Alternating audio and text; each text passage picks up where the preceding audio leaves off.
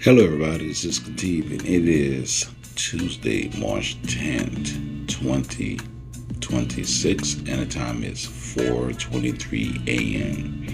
Ooh, it's early, isn't it? I guess most of y'all are still asleep while I'm recording this, but hey, guess what? I got a story to tell. You got a story to tell. So let's tell our story. Hey, don't that sound good? I got a story to tell. You got a story to tell. We got a story to tell. So let's tell our story. And so I have a story for you on this beautiful Tuesday. Yeah, so you're gonna like this one. It's a little bit different.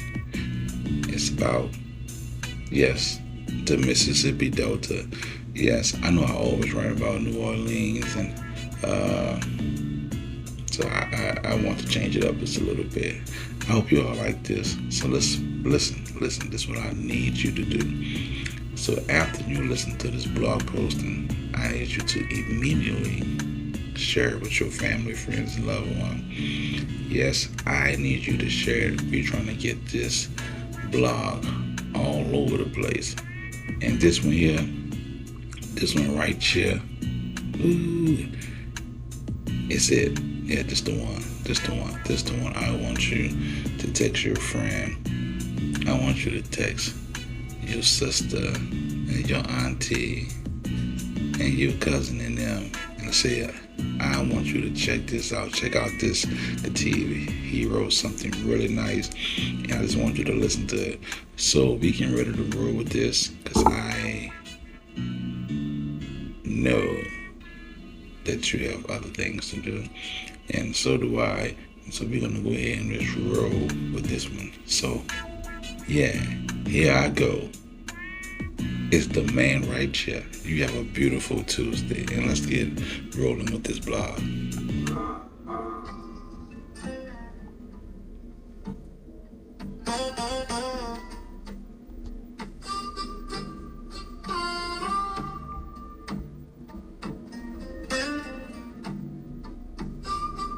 Author's opening note.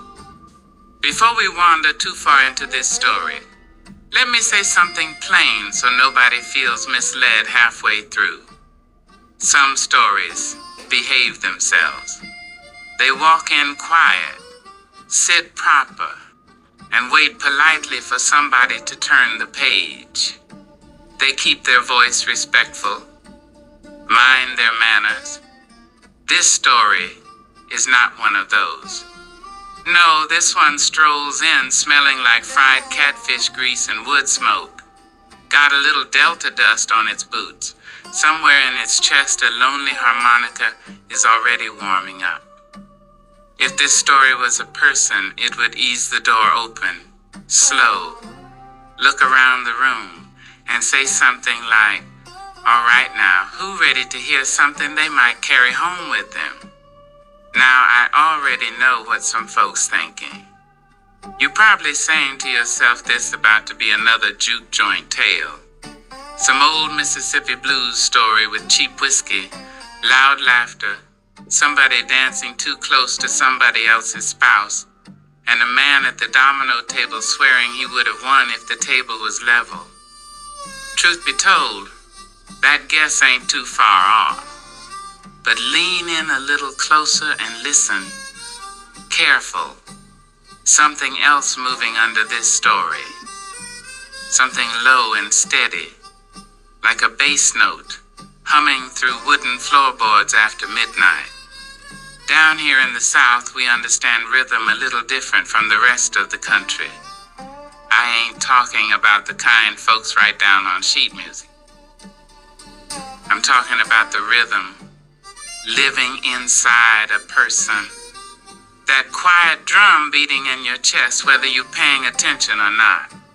Some people move through life in step with it. Everything they do glides along smooth like a boat drifting easy down the river.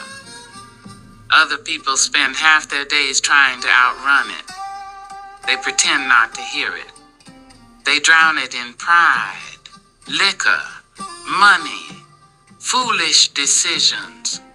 Whatever noise helps them ignore that quiet knocking inside their soul. Now listen close, because this part matters. That second group always gets caught eventually. And sometimes the lesson comes dressed up as music. This story drifted out of a place where the roads stay dusty, the night air hangs heavy, and a harmonica note can float across a field like it carrying a memory. Bentonia, Mississippi. Year was 1938. Back then, most folks were still trying to figure out what freedom was supposed to look like. Truth be told, most people were simply trying to make it through the week with their pride still intact. A juke joint in those days was more than a shack selling beer. It was relief. It was medicine for a tired spirit. It was laughter after 6 days of work that tried its best to grind a man down into the dirt. It was music that helped a woman forget the sharp words somebody threw at her earlier that week. For some people, it was the closest thing to church they had. Inside those walls, folks could breathe again. They could dance. They could argue. They could laugh until the hurt in their chest loosened up. But every now and then, something strange happened in places like that. Sometimes the music turned into something else. Sometimes it remembered things people tried real hard to forget. And every once in a while, the music collected a debt. Now I'm not here to argue about what is truth and what is rumor. Down here, those two been slow dancing together since the first rooster ever decided morning needed announcing. All I can do is tell you what folks say happened that night. So scoot your chair a little closer. This story got teeth in it. Before the night is done, you might understand something people down here been knowing a long time. A person can hide from another person. Some folks even hide from the law for a while. And every now and then somebody gets real skilled at avoiding their own reflection. But there is one thing nobody escapes. You cannot hide from the music. Sooner or later, the rhythm finds you. And when it does, it might just pull the rug right out from under your feet. Now come on. Let's head on down toward Bentonia and see what kind of trouble the blues stirred up that night. The night the blues collected a debt, a delta reflection on rhythm, reckoning, and the music nobody escapes. Part 1 by Khatib Shunna. The night air outside Bentonia, Mississippi, sat thick and warm like syrup sliding off a spoon. Summer evenings in that stretch of the Delta had their own personality. The air carried damp soil, wood smoke, and the smell of somebody's supper drifting through the dark. Crickets played their steady little rhythm, while frogs down by the creek croaks like they've been arguing all afternoon. Bentonia in 1938 wasn't much to look at if you rode through too quick. A dusty road, a few houses, some porches where people gathered when the sun dropped low. But about a mile past the last porch light stood a place folks talked about with a grin tucked in their voice. A juke joint. That building looked like it had been put together by a man who believed nails were more of a suggestion than a requirement. Boards leaned this way and that, like they couldn't agree on which direction the wind was supposed to blow. Tin sheets covered the roof. When the breeze hit them, they rattled soft, like somebody shaking a pocket full of loose change.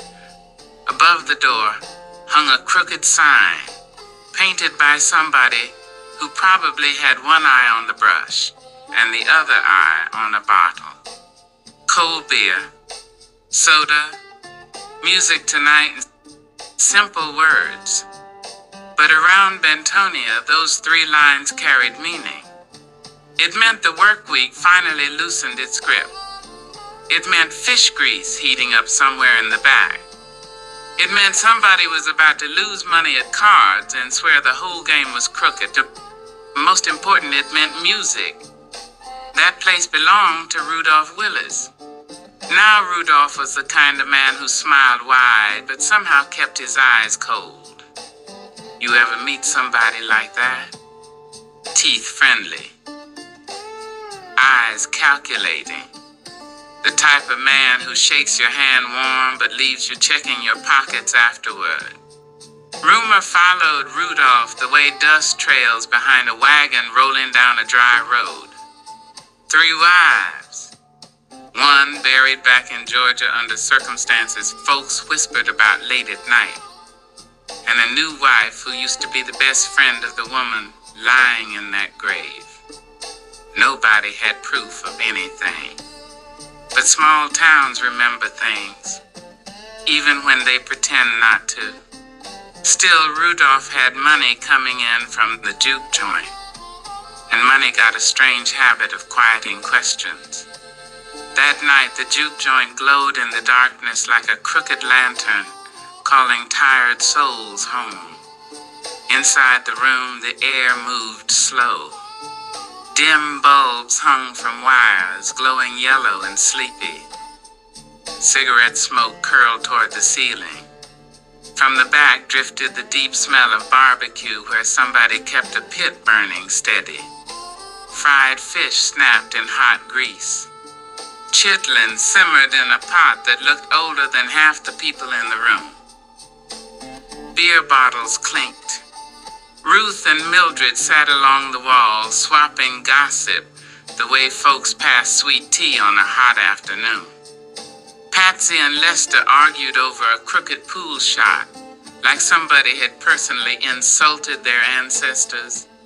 Cecil leaned against the jukebox, pretending he knew more about life than he really did. The whole place buzzed with the sound of people letting the week fall off their shoulders. Then Alfred Russell lifted his harmonica. And just like that, something in the room shifted. Alfred wasn't much of a talker most days. Tall fellow, thin as a fence post that had stood through too many winters. But when he brought that harmonica to his lips, something different stepped into the room. The first note slipped out soft and lonely. The second bent sideways like a muddy river taking a curve. By the third note, the whole room leaned closer. Because when Alfred Russell played the blues, he wasn't just making music, he was calling something. Old folks around Bentonia used to tell a story about that man. They said when the Creator first began shaping the world, there was a moment when everything sat silent. Just water and darkness. No heartbeat. No rhythm. Then somewhere in that quiet, a single blues note appeared. Soft. Lonely. Floating through the dark. And every blues player who ever lived been chasing that sound ever since. That night, Alfred Russell came mighty close to catching it. But Alfred wasn't the only person carrying something powerful into Bentonia that evening. Her name was Rosemarie Carroll, and she had come all the way from New Orleans. Now, anybody who knows New Orleans understands that city sends its children out into the world, carrying history inside their bones. Old prayers, old songs, old knowledge passed quietly from grandmothers to daughters in kitchens where the smell of coffee and sugar filled the air. Rosemarie walked into that juke joint calm as Sunday morning. Her eyes moved slow across the room, watching, listening, reading the room the way a card player studies a table. Some folks looked at her and said she seemed spiritual. Others leaned closer and whispered a different word. Ianifa. A woman who knew things. A woman who understood rhythm, balance, and the language of spirits. Rosemary didn't make a speech, didn't ask for attention. She simply sat down. But when Alfred bent that next harmonica note, and the blues rolled across the floor like distant thunder, something inside her stirred. She stood, slow, unhurried. And when she opened her mouth to sing, the entire room went still. Because that voice didn't sound like it belonged to just one person. It sounded older, like generations speaking through her. Her voice wrapped around Alfred's harmonica the way smoke curls around a flame. Outside the building, Rudolph Willis heard the sound drifting through the door. His drink slipped from his fingers. For the first time that night, something moved inside him that had nothing to do with pride or greed. Curiosity, hunger, something darker. He turned toward the door and stepped inside, unaware the rhythm of the night had already begun collecting a debt. Part 2, The Pralines and the Pulse, by Khatib Shuna. The juke joint felt tighter that night, smaller than a cat curled in a corner. The boards groaned under the weight of expectant bodies, and the air hung like syrup, thick with smoke, fried fish, sugar, and the kind of humidity that sticks to your skin and doesn't let go. Rosemary Carroll's hands hovered over the crystals and pralines like she was feeling the heartbeat of the room itself. She muttered words low and soft, older than Bentonia, older than Mississippi, older than any road could ever map. The syllables curled through smoke, brushing the shoulders of folks sitting too close, stirring shadows behind their eyes. Alfred's harmonica began slow, careful, like someone waking from a dream. Each note was sticky and thick, carrying the humid tang of Delta air, the iron bite of old blood, and a sweet hint of caramelized sugar. Dust motes floated lazily in the amber light, catching it and glimmering like tiny fireflies caught mid-flight. The room leaned in whether it wanted to or not. The blues weren't just music anymore. They were a spell, wrapping around every soul, binding them to the rhythm whether they knew it or not. Rudolph Willis hovered at the edge of the ritual circle, sweat soaking through his collar, chewing his nails raw, like he could bite his way out of fate. Every harmonica note echoed the guilty drum of his own heart. Every syllable, Rosemary whispered, pressed invisible chains tighter around him. The air tasted electric, a cocktail of praline sweetness, sweat, smoke, and copper, like a freshly dug grave. He tried to look away, scoff, laugh. The music snatched at him anyway, coiling around his chest like iron bands, squeezing, pulsing, counting debts, broken promises, lies told in the dark. Rosemary moved closer to the crystals, brushing them lightly, and spoke charms that made the air tremble. Ancestors stirred in the corners, pressing against the walls, guiding the rhythm, adjusting the pulse. Shadows flickered in ways your eyes knew weren't shadows. The room throbbed with presence, alive and hungry, older than any living thing, older than Bentonia itself. Rudolph stumbled, each step drawing him deeper, closer to tasting the sugar on the table, closer to meeting whatever reckoning had been waiting. Sweat dripped from his temples, soaked into his collar, mixing with the smoke and sweetness, thickening the night itself. Alfred's notes bent and stretched, weaving through Rosemary's chants.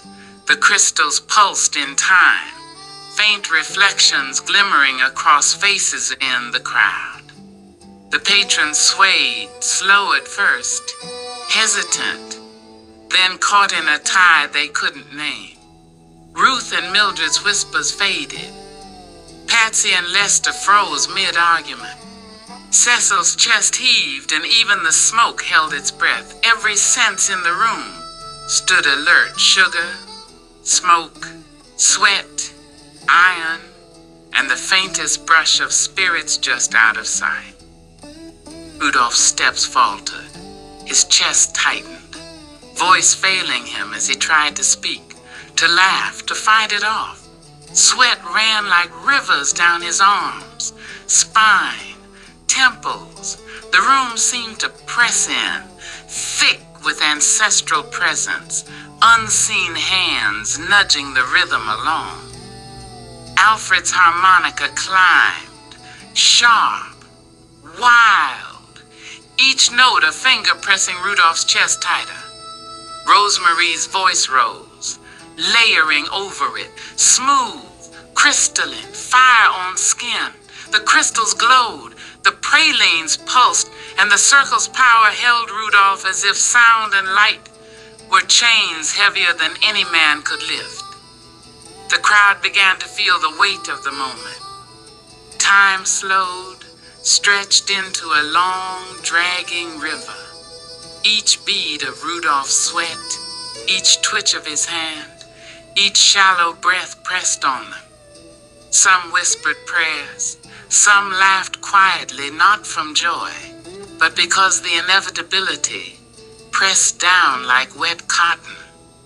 The room breathed with music, magic, and spirits hiding in smoke and shadows.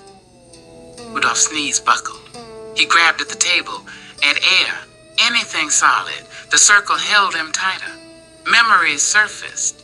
Betrayals, greed, envy, the women he'd hurt, the promises broken under moonlight. The room hummed with his reckoning, and he could not hide from it. Alfred cried a note so long it seemed to twist the walls. Rosemary's chant followed, layering over it. The air thickened, almost choking the patrons with the weight of ancestral satisfaction. Then the final note hit, sharp, bending, slicing through the heat, sticking to bones. Rosemary's voice met it, pure and cold and smooth. The crystals flared. Pralines vibrated with energy. Rudolph gasped.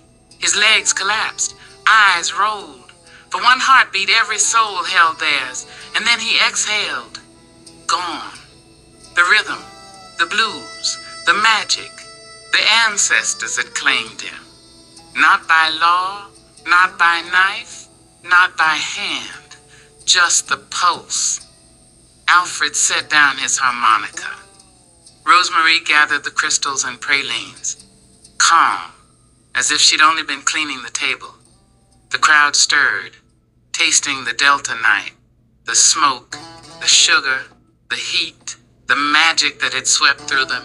Some wept quietly, some laughed bitterly, some just sat, letting the weight settle like dust on old wood. That night, Bentonia remembered what the old folks always said. You can run from men, from law, from your own reflection. But the music, the rhythm, the pulse of the ancestors it remembers, it waits. And every so often, it comes to collect what's old. The juke joint emptied slow, each step a drum beat, each breath a note in the unfinished song of Delta justice. Smoke lingered in corners. Sweet praline scent clung to clothes. The harmonica lay silent, holding stories no one would forget. Somewhere in the night, Rosemary and Alfred walked back into the Delta darkness carrying the pulse of the blues, leaving behind a room forever changed by music, magic, and reckoning. To be continued. Author's closing words. If this story stirred something in your spirit, then I ask you kindly to pass it along. Share it with somebody who loves good storytelling, somebody who believes music carries truth, or somebody who simply needs a reminder that life has a rhythm guiding us whether we notice it or not. Writers live off encouragement and community the same way musicians live off applause and listening ears. If you enjoy these reflections, please support the work by sharing it wherever you can, and by donating to the writer and the blog if you are able. Your support helps keep these stories breathing and traveling from one heart to another. Thank you for reading, and thank you for walking through this Delta night with me.